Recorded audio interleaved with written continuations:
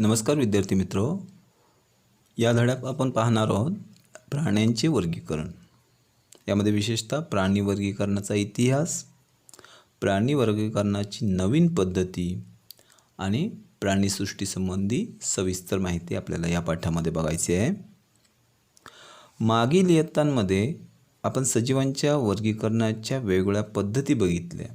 आपल्या सभोवताली आढळणारे सजीव म्हणजे प्रामुख्याने वनस्पती व प्राणी, त्यांच्या विविध निकषाने वर्गीकृत करणे आपण यापूर्वी बघितलेलं आहे। खरं तर तुम्ही तुमच्या सभोवताली विविध प्राणी पाहत असतात। काही प्राणी खूप छोटे असतात तर काही खूप मोठे। काही प्राणी जमिनीवर राहतात तर काही पाण्यात, काही सरपटतात तर काही पाण्यात पोहतात किंवा हवेतही उडतात। काही प्राण्यांच्या त्वचेवर खवले असतात तर काहींच्या त्वचेवर पिसे किंवा केस असतात। अशा प्रकारे प्राण्यांच्या बाबतीतही प्रचंड वैविध्य दिसून येते। खरं तर नुकत्याच केलेल्या अभ्यासानुसार पृथ्वीवर अंदाजे 7 दशलक्ष प्रकारच्या प्राण्यांच्या प्रजाती असाव्यात असा अंदाज वर्तवला जातोय। यातील प्रत्येक प्रजातीचा अभ्यास करणे केवळ अशक्य आहे, परंतु जर प्राण्यांचे साम्य आणि फरक यावर आधारित गट केले, उपगट केले तर या प्रचंड संख्येने असलेल्या प्राण्यांचा अभ्यास करणे खूप सोयीस्कर होऊ शकते। त्यामुळेच प्राण्यांचे वर्गीकरण म्हणजे काय, तर साम्य आणि फरकावर आधारित प्राण्यांचे गट आणि उपगट तयार करणे म्हणजे प्राण्यांचे वर्गीकरण करणे होय, असं आपल्याला म्हणता येईल। प्राणी वर्गीकरणाचा इतिहास खूप मोठा आहे। खरं तर वेगवेगळ्या अभ्यासकांनी वेगवेगळी प्राण्यांच्या वर्गीकरणाची पद्धत अवलंबलेली दिसते। ग्रीक तत्ववेत्ता ॲरिस्टॉटल यांनी सर्वात पहिल्यांदा प्राण्यांचे वर्गीकरण केले होते। त्यांनी शरीराचे आकारमान, त्यांच्या सवयी, अधिवास यासारख्या मुद्द्यांचा आधार घेतला होता आणि प्राण्यांचे वर्गीकरण केले होते। विज्ञानातील प्रगतीनुसार पुढे संदर्भ बदलत गेले व त्यानुसार वर्गीकरणाचे मुद्देसुद्धा बदलले। ॲरिस्टॉटल यांनी वापरलेल्या वर्गीकरणाच्या पद्धतीला कृत्रिम पद्धत म्हणतात। त्याच्या व्यतिरिक्त थिओफ्रेटस, प्लिनी, जॉन रे, लिनियस यांनी सुद्धा वर्गीकरणाच्या कृत्रिम पद्धतीचा अवलंब केला होता। कालांतराने वर्गीकरणाच्या नैसर्गिक पद्धतींचा अवलंब करण्यात आला। वर्गीकरणाची नैसर्गिक पद्धतही सजीवांचे शरीररचनेविषयी गुणधर्म, त्यांच्या पेशी, गुणसूत्र, जैव रासायनिक गुणधर्म यासारख्या मुद्द्यांवर आधारित होती। कालांतराने उत्क्रांतीवादावर आधारित असलेली वर्गीकरण पद्धत अवलंबण्यात आली। डॉब्झन्की आणि मेयर यांनी या पद्धतीचा अवलंब करून प्राण्यांचे वर्गीकरण केले। अलीकडच्या काळात कार्ल वूच यांनी सुद्धा प्राण्यांचे वर्गीकरण केलेले आहे। प्राण्यांच्या वर्गीकरणाचे फायदे कोणते, तर प्राण्यांचं व्यवस्थित वर्गीकरण केल्यास प्राण्यांचा अभ्यास करणं सोयीस्कर होते। एखाद्या गटातील मोजक्या प्राण्यांचा अभ्यास केला तरी त्या गटातील सगळ्या प्राण्यांविषयी माहिती मिळते। प्राण्यांच्या उत्क्रांतीविषयी आपल्याला याच्यातून माहिती मिळू शकते। प्राण्यांना ओळखणे सोपे होते आणि त्यात अचूकता येते। प्राण्यांचे इतर सजीवांशी असलेले नाते समजायला यामुळे मदत होते। प्रत्येक प्राण्याचा अधिवास, निसर्गातील नेमके स्थान समजायला यामुळे मदत होते।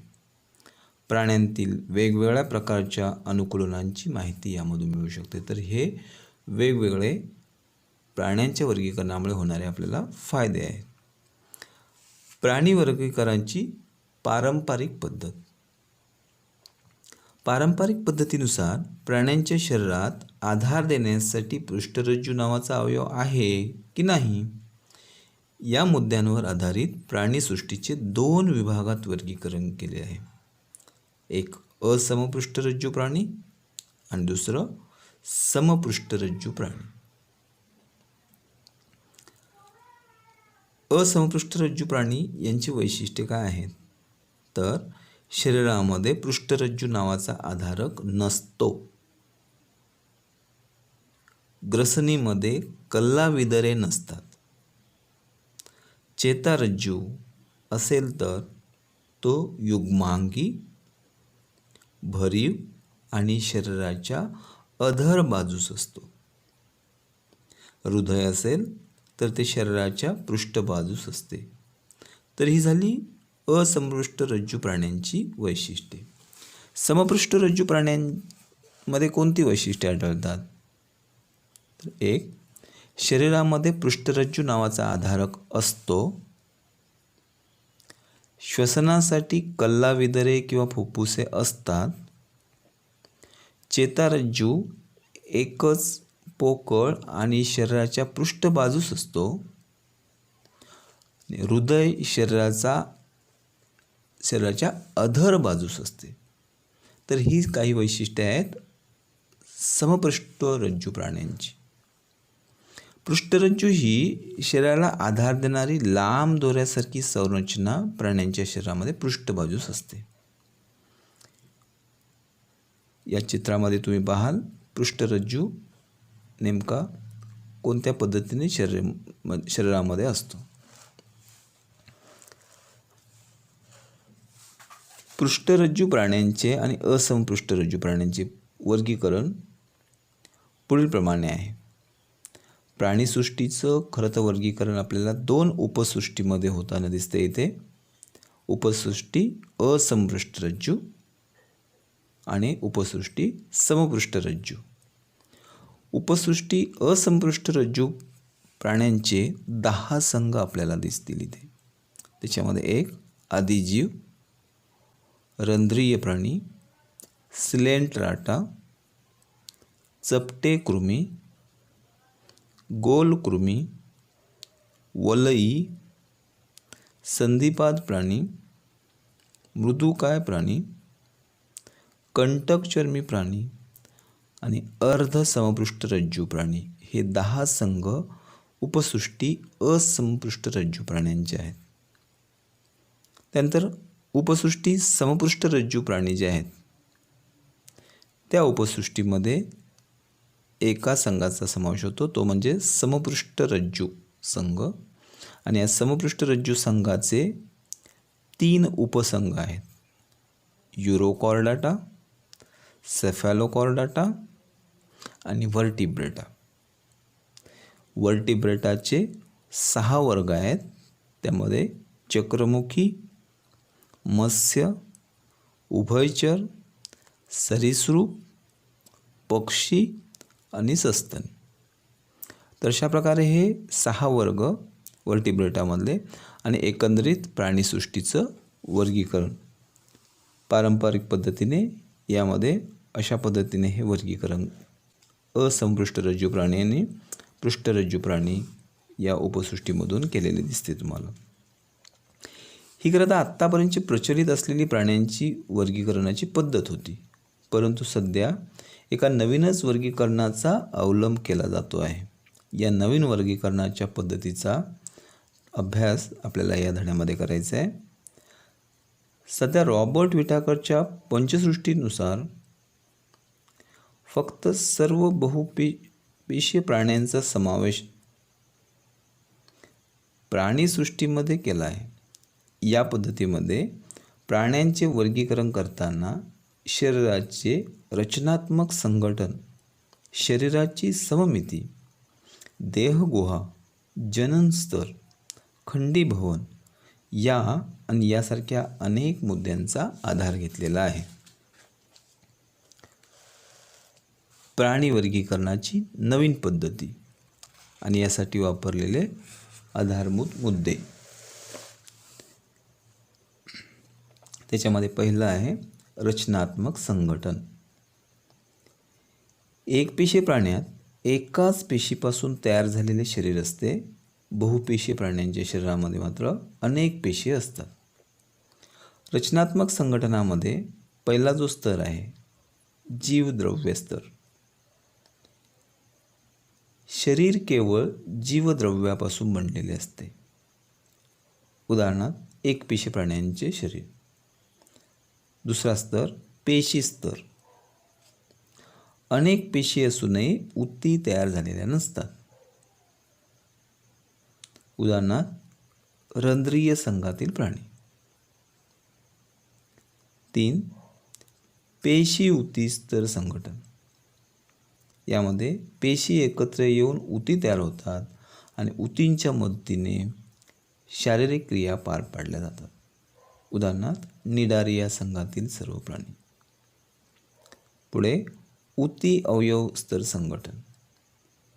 यामध्ये पूर्ण अवयव संस्था तयार झालेल्या नसतात, परंतु काही ऊती एकत्र येऊन ठराविक अवयव तयार झालेले दिसतात. उदाहरणार्थ चपट्या कृमींचा संघ. संघटन संस्था स्तर संघटन.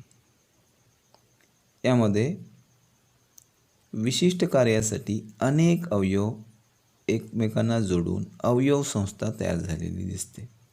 उदाहरणार्थ मानव, बेडूक, खेकडा इत्यादींमध्ये आपल्याला अशा प्रकारची संघटनात्मक रचना दिसते.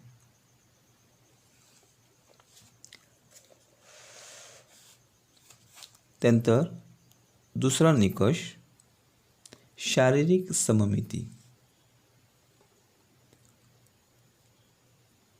प्राण्यांच्या शरीराच्या विशिष्ट अक्षातून काल्पनिक छेद घेतला असता त्या शरीराचे 2 समान भाग होतात की नाही या गुणधर्मावर आधारित प्राण्यांच्या शरीराचे विविध प्रकार आपल्याला पडता येतात. त्याच्यामध्ये एक असममित शरीर. अशा प्रकारच्या शरीराबाबत असा कोणताही अक्ष नसतो की ज्यातून छेद घेतल्यास शरीर 2 समान भागात विभागले जाऊ शकते. उदाहरणार्थ अमिबा, पॅरामेशियम आणि काही प्रकारचे स्पंज. यामध्ये असममित शरीर रचना आपल्याला दिसते. पुढे अरीय सममित. या प्रकारात शरीराच्या बरोबर मध्य अक्षातून जाणाऱ्या कोणत्याही प्रतलातून छेद घेतल्यास 2 समान भाग पडतात. उदाहरणार्थ तारा मासा. या प्राण्यांच्या शरीराबाबत मध्य अक्षातून जाणाऱ्या 5 वेगवेगळे प्रतले असतात. त्यामुळे 5 वेगवेगळ्या पद्धतीने छेद घेतल्यास 2 समान भाग मिळू शकतात. पुढे द्विपार्श्व सममिती. या प्रकारच्या शरीराचा एकच अक्ष असा असतो की फक्त त्या अक्षातूनच काल्पनिक छेद घेतल्यास 2 समान भाग होऊ शकतात. उदाहरणार्थ कीटक, मासे, बेडूक, पक्षी, मानव इत्यादींच्या बाबतीत द्विपार्श्व सममिती आपल्याला दिसते. तशा प्रकारे सममितीच्या सहाय्याने, शारीरिक सममितीच्या सहाय्याने प्राण्यांचे वेगवेगळ्या गटामध्ये वर्गीकरण करता येते. त्यानंतर आद्यस्तर जननस्तर. आद्यस्तर किंवा जननस्तर यामध्ये द्विस्तरीय किंवा त्रिस्तरीय अशा प्रकारचे हे आद्यस्तर किंवा जननस्तर असतात. बहुपेशीय प्राण्यांबाबत त्यांच्या भ्रूणावस्थेतील वाढीच्या सुरुवातीच्या काळात पेशींचे आद्यस्तर तयार होतात व त्या आद्यस्तरापासूनच त्या प्राण्यांच्या शरीरातील विविध ऊती तयार होतात. काही प्राण्यांमध्ये फक्त 2च आद्यस्तर म्हणजे बहिर्जन स्तर आणि अंतर्जन स्तर तयार होतात. उदाहरणार्थ सर्व निडारिया किंवा सिलेंट्राटा. तर बहुतांश सर्व प्राण्यांमध्ये 3 आद्यस्तर म्हणजे वरील दोन्ही बहिर्जन स्तर, अंतर्जन स्तर आणि सोबतच मध्यस्तर असा आणखी एक स्तर असतो. म्हणजे एकूण 3 स्तर, 3 स्तराने शरीर बनलेलं दिसतं तुम्हाला. तर अशा प्रकारे द्विस्तरीय व त्रिस्तरीय असे जननस्तरावरून प्राण्यांचे 2 गटामध्ये वर्गीकरण करता येते. त्यानंतर पुढचा निकष आहे देहगुहा. शरीर व आतील अवयव या दरम्यान असलेल्या पोकळीस देहगुहा असे म्हणतात. बहुपेशी प्राण्यांच्या भ्रूणावस्थेपासूनच वाढीच्या काळापर्यंत मध्यस्तरापासून किंवा आतड्यापासून देहगुहा तयार होते. अशा प्रकारची देहगुहा वलयी प्राणी संघ व त्यानंतरच्या सर्व संघातील प्राण्यांच्या शरीरामध्ये असते.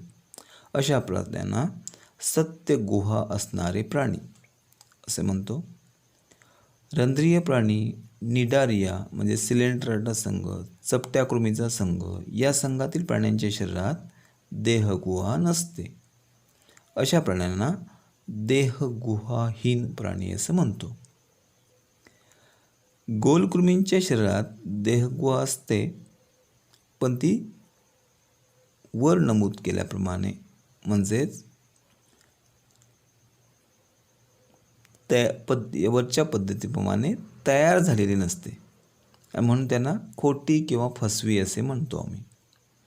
तर अशा प्रकारे देहगुहायुक्त, देहगुहा नसलेले आणि फसवी देहगुहा असे वेगळे प्रकार आपल्याला देहगुहांचा आधार घेऊन आपल्याला प्राण्यांचे गट तयार करण्यासाठी करू शकतो. त्यानंतर आणखी एक निकष खंडीभवन.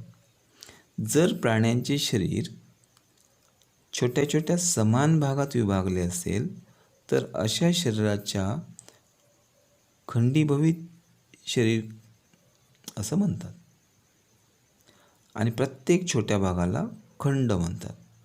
उदाहरणच वलयी प्राणी संघामधले काही प्राणी, उदाहरण गांडूळ शरीर त्याचं जर बघितलं तर अनेक खंड जोडलेले आपल्याला दिसतील. एकंदरीत वरील सर्व आधारभूत मुद्द्यांचा वापर केल्यास प्राण्यांचे आधुनिक पद्धतीने वर्गीकरण आपल्याला या विविध भागांमध्ये करताना केलेले दिसेल. सृष्टी, प्राणीसृष्टी, पेशीभित्तिका नसलेले बहुपेशी प्राणी. शरीर संघटन, त्याच्यामध्ये 2 प्रकार, पेशीस्तर शरीर संघटन आणि उती अवयव संस्था स्तर संघटन. शरीर सममित जी असते, असममित पेशीस्तर शरीर संघटनामध्ये तुम्हाला दिसेल आणि उती अवयव संस्था स्तर संघटन जे आहे त्याच्यामध्ये अरीय सममित शरीर किंवा द्विपार सममित शरीर दिसेल. असममित शरीर जे असते त्याच्यामध्ये हे प्राणी देहगुहाहीन शरीर असतात, उदाहरणार्थ रंध्रीय प्राणी. अरीय सममित शरीरामध्ये देहगुहाहीन शरीर असणारे निडारियन. द्विपार सममित शरीर याच्यामध्ये मात्र देहगुहाहीन शरीर असणारे चपटे कृमी, फसवी देहगुहा असलेले शरीर उदाहरणार्थ गोलकृमी आणि खरी देहगुहा असलेले शरीर उदाहरणार्थ वलयी, संधिपाद, मृदुकाय, कंटकचर्मी, अर्धसमपृष्ठरज्जू प्राणी आणि समपृष्ठरज्जू प्राणी या सगळ्यांचा समावेश याच्यामध्ये होताना दिसतोय. तर विद्यार्थी मित्रो, अशा पद्धतीने पारंपरिक पद्धती आणि आधुनिक पद्धतीने हा शास्त्रज्ञांनी प्राण्यांच्या वर्गीकरणासाठी केलेला प्रयत्न आपल्याला या पहिल्या भागामध्ये आपल्याला दिसतो आहे. तर या सर्व वर्गीकरणाच्या निकषांचा आपण सविस्तर अभ्यास करायचा आहे. त्यासाठी तुम्ही पुस्तकातला धडा वाचा, त्याच्यावर असलेले स्वाध्याय सोडवा. काही शंका असल्यास नक्कीच मला तुम्ही फोनवर विचारणार आहात किंवा व्हॉट्सअपला विचारणार आहात. या धड्याचा पुढचा जो भाग आहे तो आपण उद्या घेणार आहोत. धन्यवाद. नमस्कार विद्यार्थी मित्रो, या धड्यात आपण पाहणार आहोत प्राण्यांचे वर्गीकरण. यामध्ये विशेषतः